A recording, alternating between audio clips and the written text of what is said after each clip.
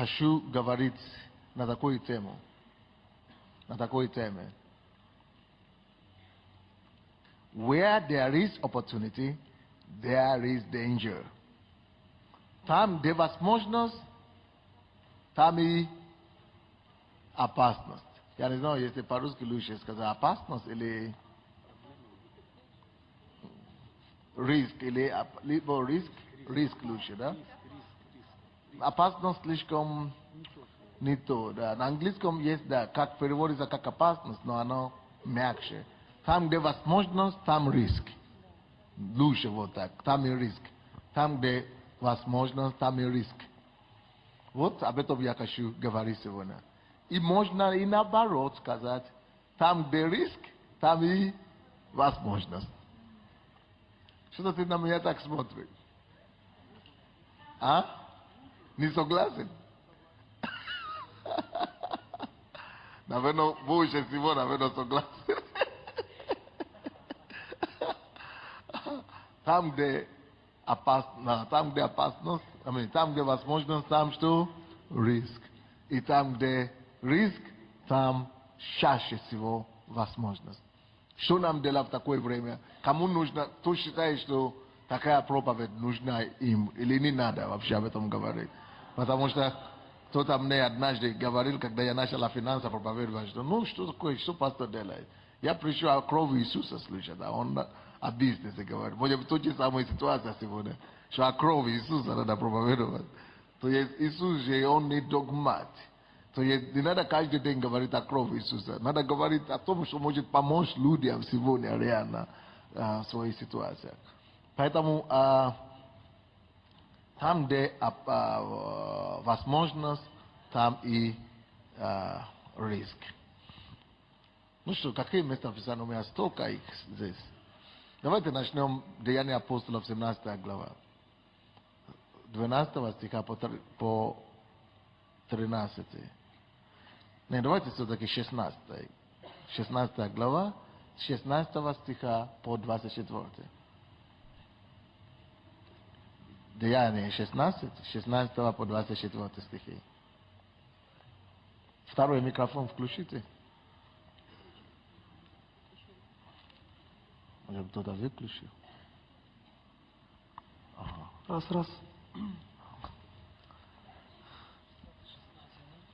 Но, в принципе, я хочу тоже взывать ко всем нашим. Если у кого-то действительно хорошие какие-то темы или что-то хорошо получается в такое время, надо сплотиться нам. И надо нам помогать друг другу. То есть сейчас не время, когда каждый должен стать островом для себя. Это есть время, когда нужно действительно поддержать друг друга, и чтобы мы вместе все могли выйти с этой ситуации. Да, считаем. Случилось, что когда шли в молитвенный дом, встретилась нам одна служанка, одержимая духом прорицательным, которая через прорицание доставляла большой доход господам своим. Идя за Павлом и за нами, она кричала, говоря: «Сии человеки, рабы Бога Всевышнего, который возвещает нам путь спасения».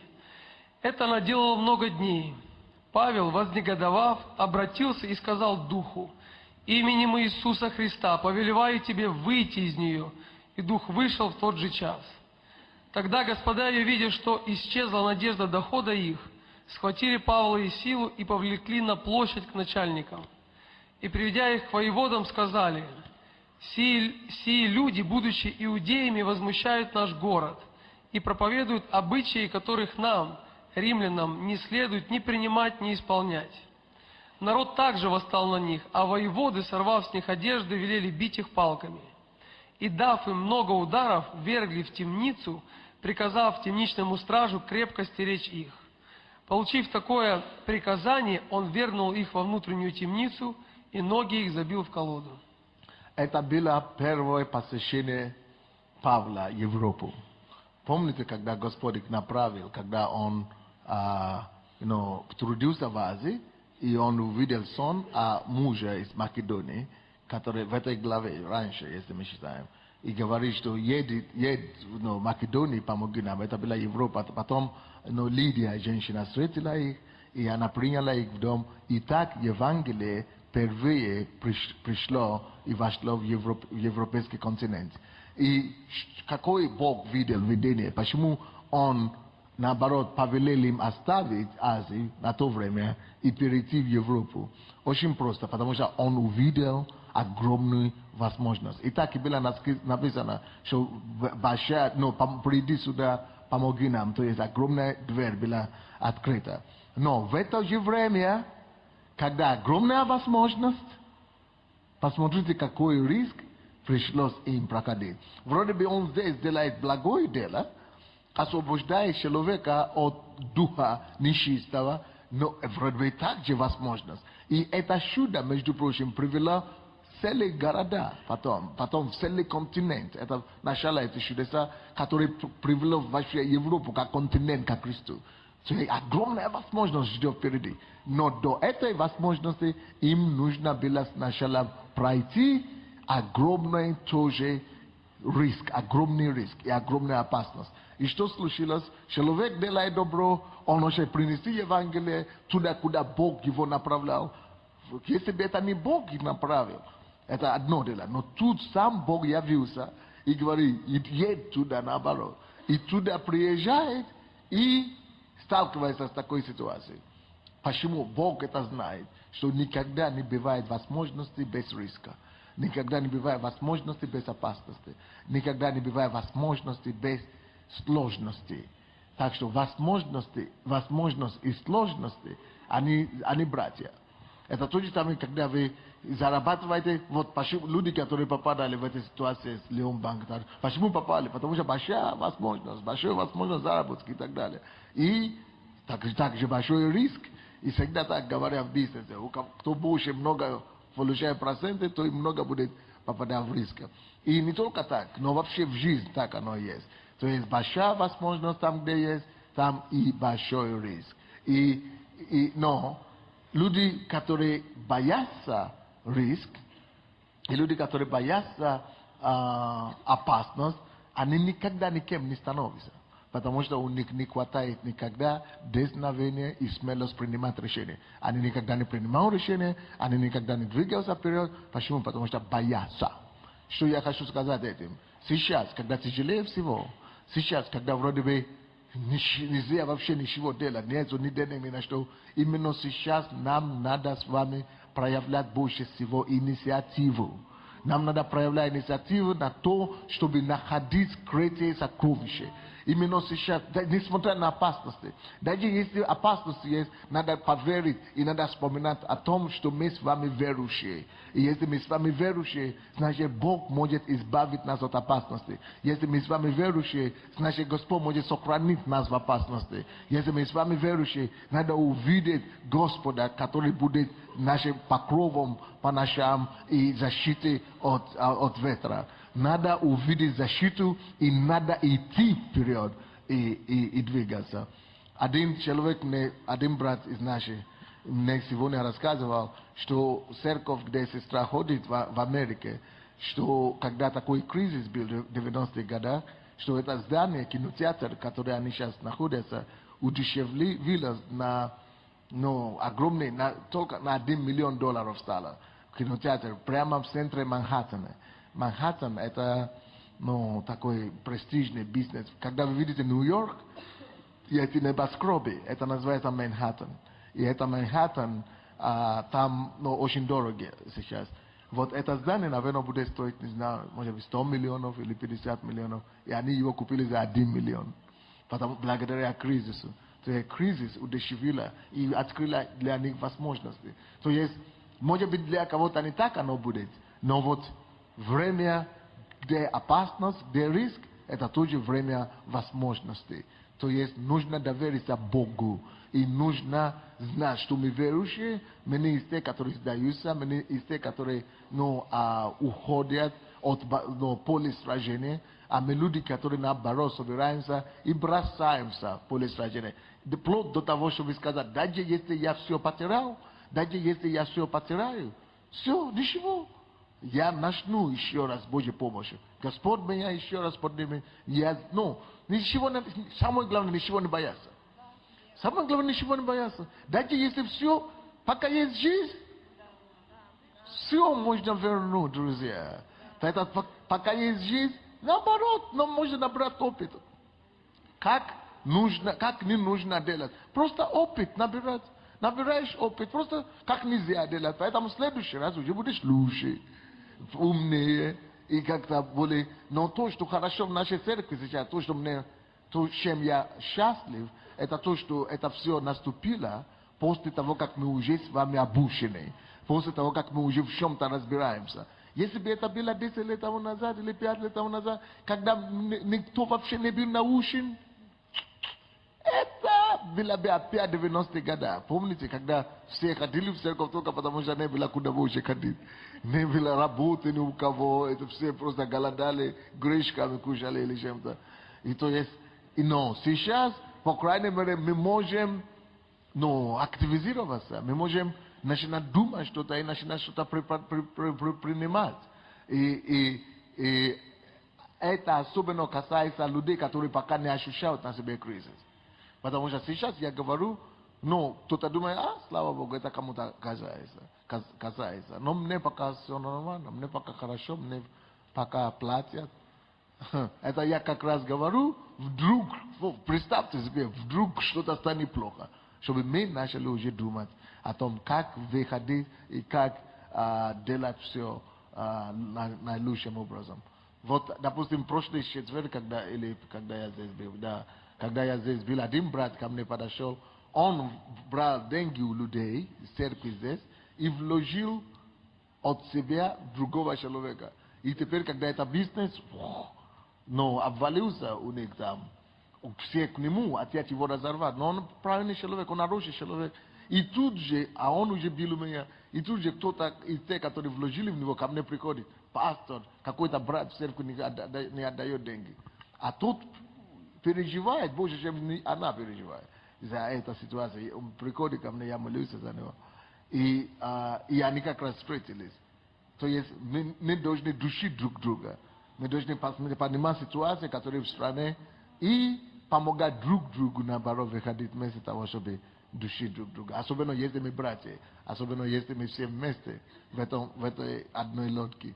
Если неверующие, тяжело, потому что они исчезают. И нельзя будет ни с кем разговаривать. Но если братья, надо понимать друг друга и помогать выходить в подобные ситуации.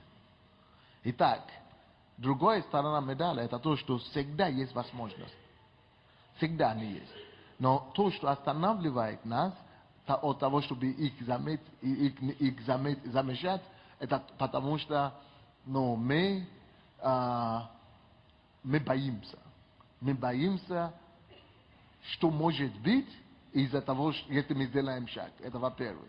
А с другой стороны, мы не видим, некоторые люди просто не видят возможность. Просто не видят возможность. А чего? Почему не видят возможность? Потому что они отказываются заниматься, думать головой, заниматься умом. Если мы с вами будем заниматься умом, если мы будем заниматься и поиском, если мы будем поискать, мы всегда будем видеть эти все возможности.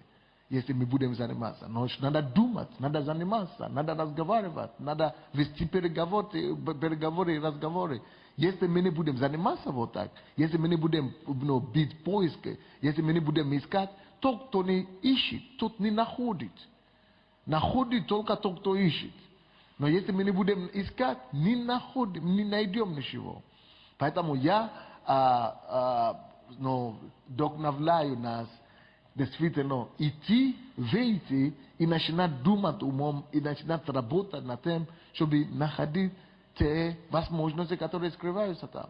И не надо бояться ничего, что уволят от кого-то. Я, допустим, слышал презентации клуба 1000 миллионеров зимой. И когда я увидел столько возможностей, прилагают вообще наши братья, другие, прилагают бизнесы друг другу. Я говорю, слушайте, может у кого-то плохо, но точно у кого-то получается. Надо идти у кого-то поучиться, брать опыт, брать бизнес. И надо начинать что-то делать. Те, кто будут заняты делом, созиданием, творчеством в это время, они что-то могут получать. А те, которые ничего не делают, только сложили руку, они будут очень разочарованы. Итак, и возможность, и кризис, они синонимы. Возможность и риск тоже синонимы. Возможность и кризис синонимы. Кризис, время кризиса – это время возможности, друзья. И время риска, и там, где риск, там тоже возможность. И время возможности – это время кризиса. Так что давайте будем двигаться. Я уверен, что из верующих людей, которые что-то начнут делать, Бог покажет себе, что Он верен. Вообще, что я думаю? Я думаю, что это время кризиса, который оказывает влияние на весь мир буквально. Я думаю, Бог хочет как раз исполнить Его слово, что тогда вы увидите отличие между служащим и неслужащим. Я думаю, что именно сейчас это отличие выйдет наружу. Когда мы поймем действительно, что Бог с теми, которые Ему служат. Давайте еще посмотрим Деяния апостолов, 14 глава, 16 по 20 стихи.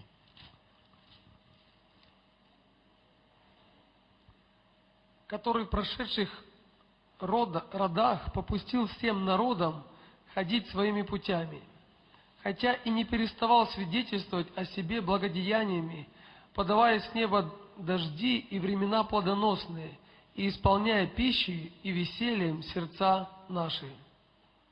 Знаете, какой ты читаешь? 14 вы сказали.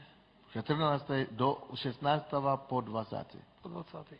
И говоря сие, они едва убедили народ не приносить им жертвы и идти каждому домой. Между тем, как они, оставаясь там, учили. Из Антиохии и Иконии пришли некоторые иудеи, и, когда апостолы смело проповедовали, убедили народ отстать от них, говоря: они не говорят ничего истинного, а все лгут. И, возбудив народ, побили Павла камнями и вытащили за город, почитая его умершим. Представляете себе, что творится? Большая возможность проповедовать и завоевать народы. И тут, как тут, опасность. Там, где возможность, там и опасность.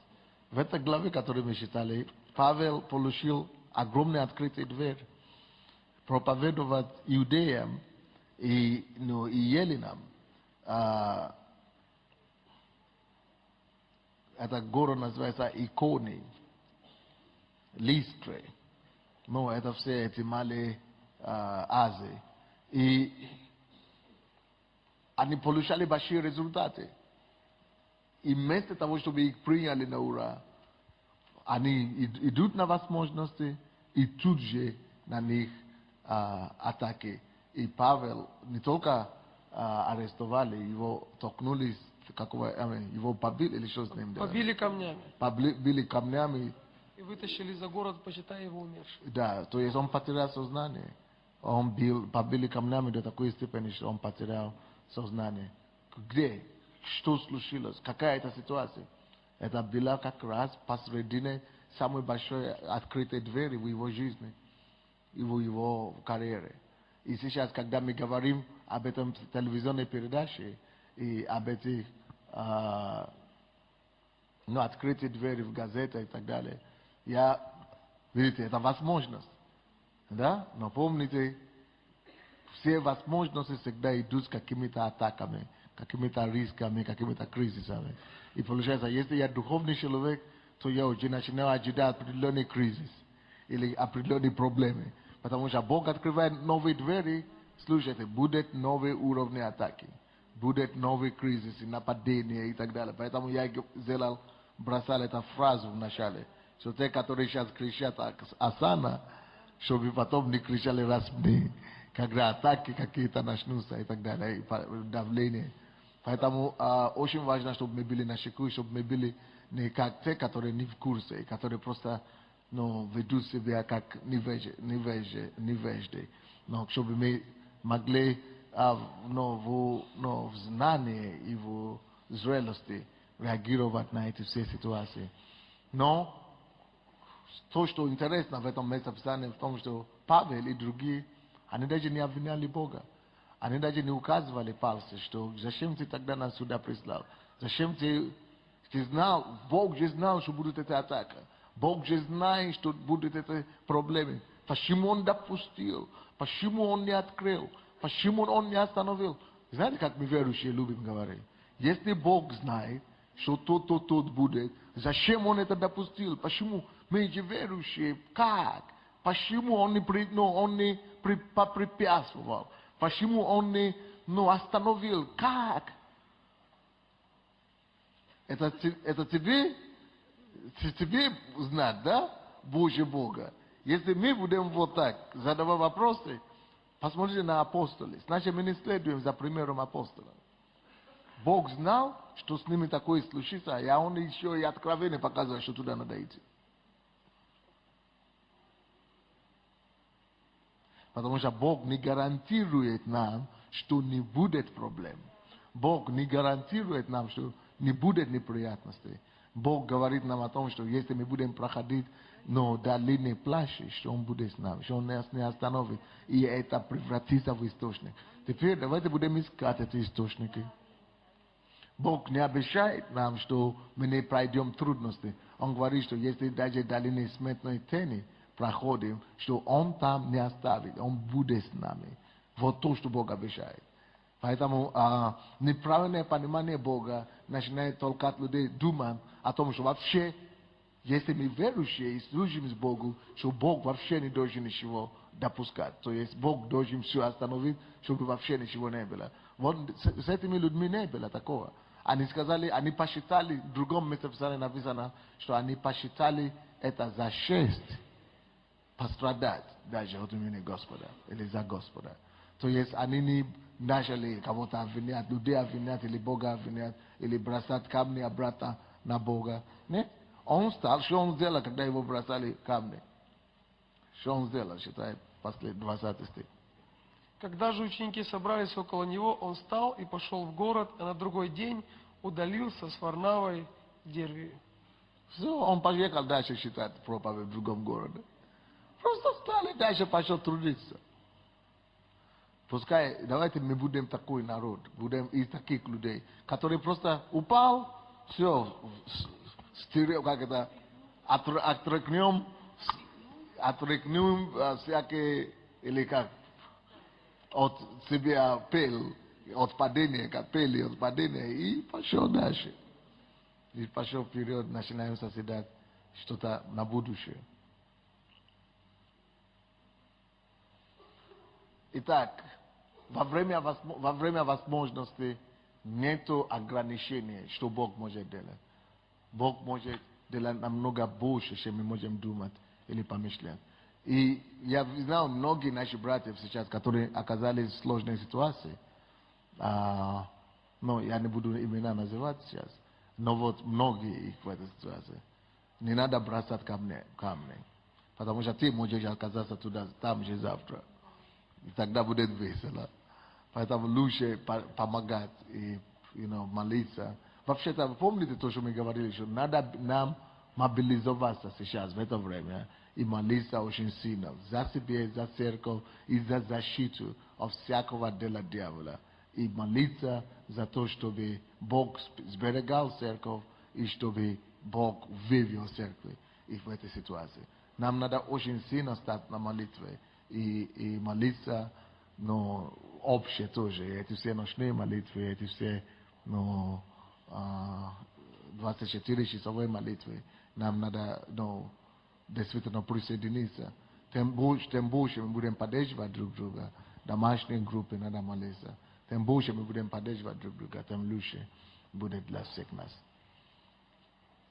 Еще одна история из книги Исхода, когда Бог явился Моисею и говорит, что вот, теперь я пришел к тебе, чтобы избавить моего народа от этого ига фараона.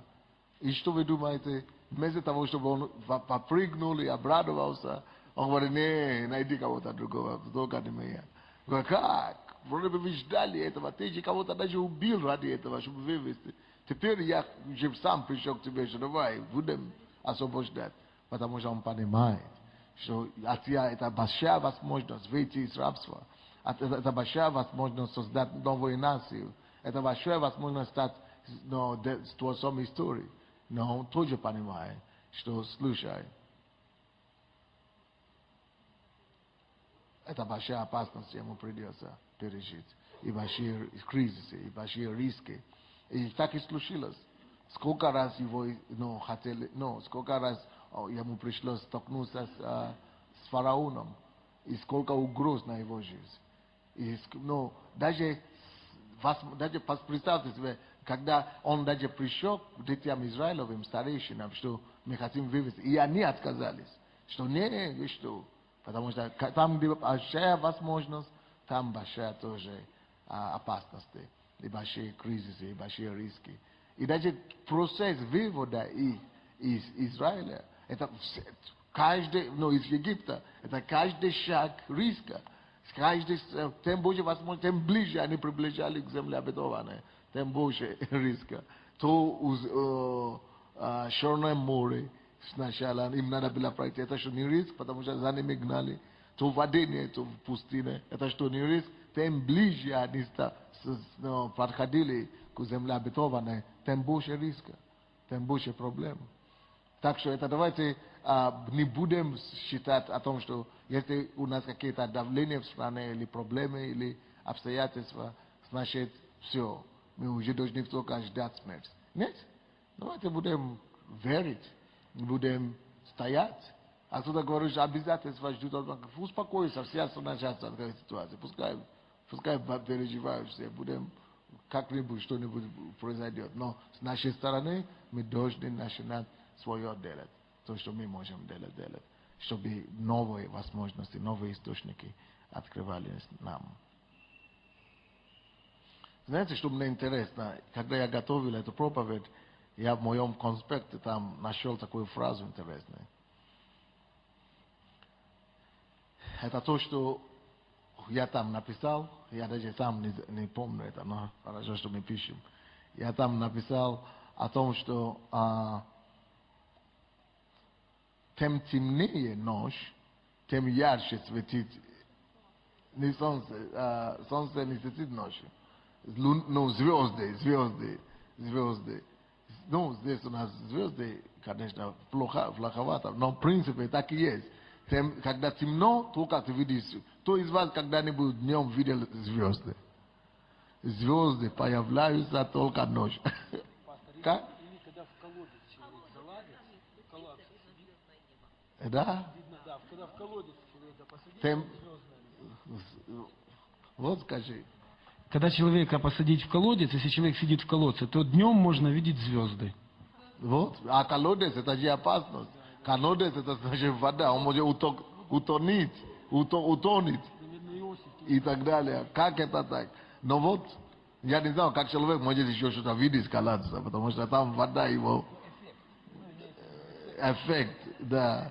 Может быть, от страха у него сразу появились всякие звезды, какие хочешь. Но то, что факт, это то, что звезды, они не сияют днем, когда все хорошо.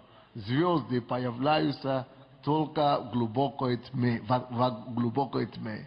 Когда, Или в глубоком колодце.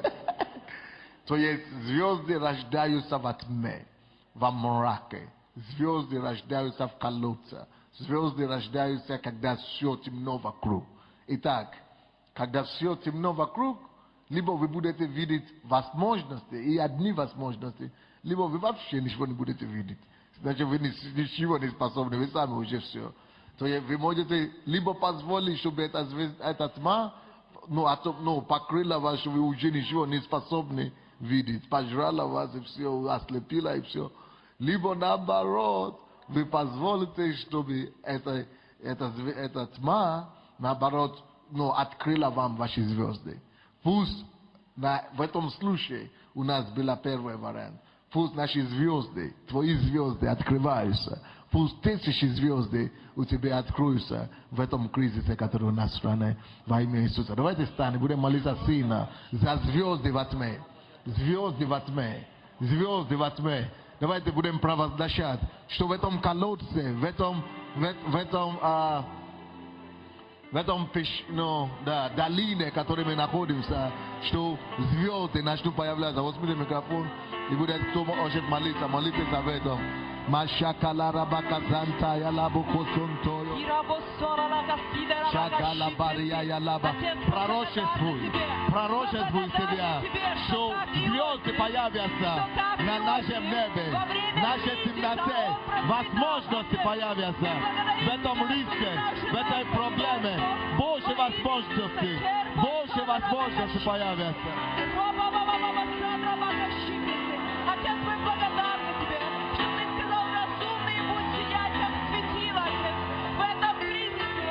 И мы благодарим Тебя, что Ты избрал и Ты призвал, чтобы в этом кризисе каждый, Господь, каждый в этой церкви сиял, Боже, мой Бог, как разумный во имя Иисуса Христа, чтобы видели возможности, Отец, видели возможности святые, и расширялись, и умножались, и поднимались, Отец, во имя Иисуса Христа, Бог мой, и благословляли эту землю, святый.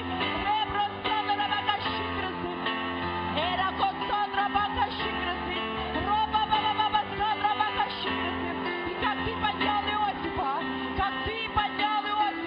Господь, во время кризиса, и Ты дал ему особенную мудрость, святый, и приходили к нему египтяне, святый, и приносили ему серебро, и привозили ему скот, и отдавали ему души, Отец. Я благодарю Тебя, что Ты употребишь это время, чтобы те, которые не знают Тебя, чтобы они отдавали души Тебе, святый, чтобы они преклонялись пред Тобой, святый, во имя Иисуса Христа. Я благодарю Тебя, что Ты этот, Господь, кризис употребишь во славу, Отец, во имя Иисуса Христа, Боже, чтобы издевать от Духа Святого на всякую плоть, и чтобы пред Твоим именем преклонилось всякое колено, и всякий язык исповедовал, что Иисус, Господь мой Бог. Я благодарю Тебя, Иисус. Аллилуйя, мы славим Тебя и превозносим Твое имя. Отец, и мы говорим, что, Господь, пусть огонь веры и надежды на Тебя не угаснет у Твоих детей во имя Иисуса. И прямо сейчас мы пророчествуем, что в всякой пустыне открываются источники благословений, источники возможностей, которые мы будем использовать. Мы приказываем всяким сухим костям ожить во имя Иисуса, во имя Иисуса. Новые возможности, новые бизнесы, новые друзей, новые связи, новые взаимоотношения, новые источники. Провозгласите новые источники, новые бизнесы, новые связи. Именем Иисуса прорывайся.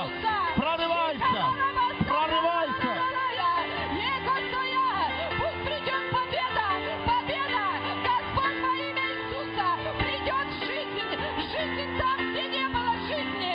Отец, и пусть каждый этот кризис, это будет возможность жить, возможность побеждать, возможность процветать. Пусть ваши глаза открываются. Дай, Господь, открой мои глаза. Открой глаза нам. Дай мне видеть. Тысячи возможностей.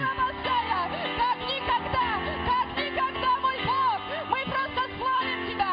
Ты живой, Ты вчера, Ты сегодня, Ты навеки тот же.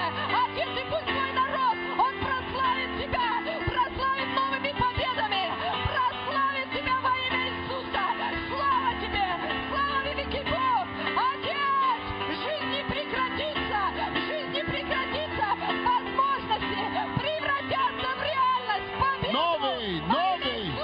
Новые двери, новые возможности. Благодарим Тебя, прославляем Тебя, Боже. Слава Тебе во имя Иисуса. Отец, мы благодарим Тебя за это слово, Господь. Боже, я благодарю Тебя за это живое слово прямо с неба. Отец, я благодарю Тебя, Господь, за то, что Ты даешь эту мудрость, Господь. Боже, я благодарю Тебя за слово Рема сегодня. Я прошу Тебя, Отец, Боже, дай нам это слово, Господь, в наши сердца, чтобы оно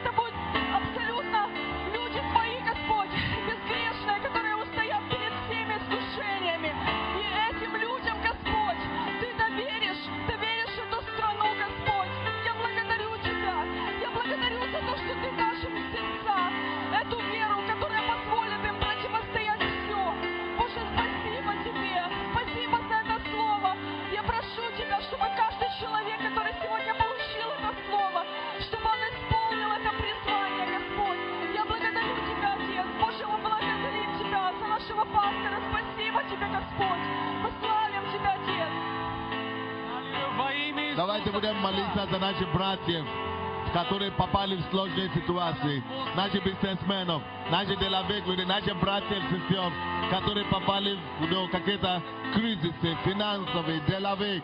Давайте будем молиться за них. Да, Отец, мы соглашаемся здесь, на этом месте, во имя Иисуса Христа. И мы стоим в проломе. Ты сказал, Боже, наипаче своим по вере. Отец, именем Иисуса Христа, мы поддерживаем, мы покрываем этой молитвой всех наших братьев, всех наших сестер, которые проходят сегодня долиной плача. Во имя Иисуса Христа. Отец, мы верим в Твое Слово. Мы верим, что оно живо и оно действенно. Мы верим, что в этих долинах, в этих трудностях они откроют Твои источники. Они найдут новые возможности во имя Иисуса Христа. И мы говорим Тебе, дьявол, именем живого Бога, все Твои планы на их жизнь не сбудутся и не состоятся. Аллилуйя! Мы верим, что Слово Бога, оно живо и оно действенно. И они откроют эти источники, они найдут новые возможности и многих еще введут в эти благословения. Во имя Иисуса Христа! Во имя Иисуса Христа! Благодарим Тебя, Господь, что Ты сказал, что твердого духа Ты хранишь в совершенном мире, ибо Он уповает на Тебя. Господь, мы благословляем наших братьев и сестер, которые имеют сегодня бизнес, где пришел стопор, Отец. Мы просим, чтобы Ты дал им мудрости, чтобы каждая неудача, это как скрытая под маской благословения, что не научается новому, чему-то новому. Господь, Ты сказал, носите времена друг друга. Боже, и таким образом вы исполняете закон. И мы сегодня на руках молитвы поднимаем наших братьев и сестер и просим Тебя, Господь, чтобы Ты сохранил их в здравии, в мудрости, в разумении, чтобы они стали на это основание, на этот краеугольный камень, полностью доверились Тебе. Открой им по-новому, Господь. Пусть верхние источники с неба покажут, что делать на земле, Отец. Пусть откроются небеса во имя Иисуса Христа. Благословляем каждого человека, их семьи, Господь, всех инвесторов, Господь. Благословляем, чтобы они ходили в мире, в любви, Господь, покорности Тебе и Твоему Слову. Боже, благодарим за силу крови Иисуса Христа, которая охраняет, сохраняет, оберегает их, Отец, во имя Иисуса Христа. И новые откровения, Господь, новые прямо с неба, открытые небеса, в самые трудные минуты. Ты сказал, проходя долины плача, открываются источники, и дождь благословения, не капли, а дождь благословения, благодать на благодать, благоволение Божие, ибо мы уже не свои, а Божий, Господь, и Ты открываешь своему народу, и Ты открывай по-новому, Господь, по-новому, совершенно новое, чтобы укрепились, утвердились и сказали в ответ этому миру, что есть выход, то, что невозможно человеку, то возможно Богу, во имя Иисуса Христа. Аминь. Господь, мы благодарим Тебя за эту ситуацию. Мы благодарим Тебя, Господь, что Ты не допускаешь испытания, которые больше нас. И что то, что Ты допускаешь, Господь, Ты даешь также и силы выходить из него. Мы просим, чтобы Ты дал силы всем верующим, всем братьям и сестрам войти всякое испытание, которое сейчас на страну наступило во имя Иисуса Христа. Мы провозглашаем, Господь, выход, избавление, сверхъестественное избавление для всех детей Божьих. Господь, накрой нас Твоей защитой, Твоим покровом. Покрой нас, Господь, Твоей защитой. Именем Иисуса Христа и сверхъестественно обеспечь, Господь, новые возможности, новые двери, новые связи для всех Твоих детей. Именем Иисуса. Пускай новые двери открываются, и пускай звезды рождаются в этом кризисе и в этой тьме, в которой мы находимся. Господь, дай Твоим детям находить источники, с которыми они еще Тебя прославят. Тебе слава и хвала во имя Иисуса Христа. Amen.